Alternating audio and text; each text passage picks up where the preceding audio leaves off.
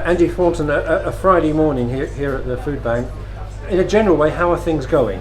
Well, as you can see, it's quite quiet behind us here, because normally we'd have stacks of food all around about this height at this time of year when harvest is on. Harvest is the time when we can replenish our stock over the winter, but this year it's not very good, and we've basically been making an appeal to people to remember the food bank when they're shopping, and if they can, do some kind of harvest gathering in a place of work or your club or anything like that, because usually harvest gets us through to the other side of Christmas. This year it's not really happening. Yeah. So if this doesn't sound too facetious, don't turn the harvest festival into a famine. Well, yes, yeah, that is, I don't know what to say to that really, except that is the situation we're in. Yeah. So in many ways, have you got to go out? Have you got to go out to organisations around Harlow and surrounding areas and say, please help us? Yeah, we try. Yeah, we do. We try that. We try, and we're calling. We're putting in, CM17, a little, rip this out, put it on your wall. Tell people in your workplace or wherever that you're just going to have a can collection for the food bank. It wouldn't be so difficult to do, but it'd make a huge amount of difference if people would do that. Give us a call, we'll come and pick it up. Is there a crisis point for you? I don't want to make this all doom and gloom, but I think it's reality, isn't it? When you're looking at the stocks you've got, is there a point you're thinking this is now dangerous? Have you worked that out?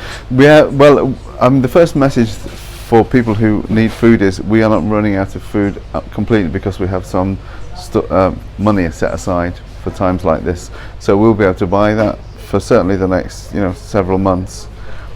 But normally what we are doing, if we're doing that, it's like in the beginning of next year, not at harvest time, so it doesn't bode well for 6 months time if we're in that position.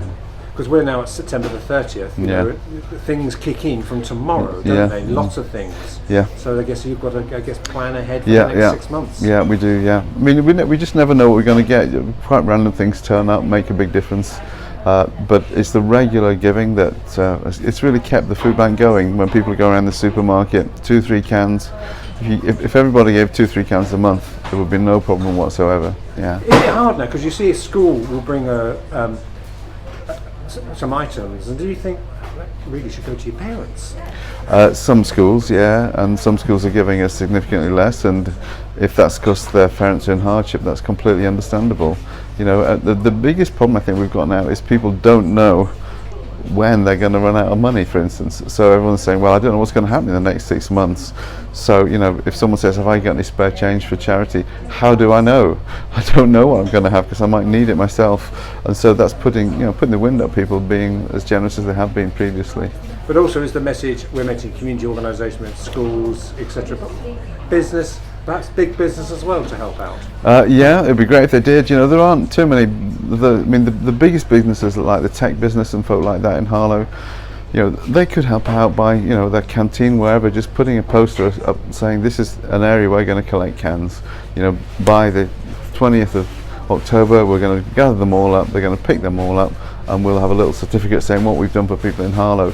That doesn't happen very much, I'm afraid, and it'd be great if it could.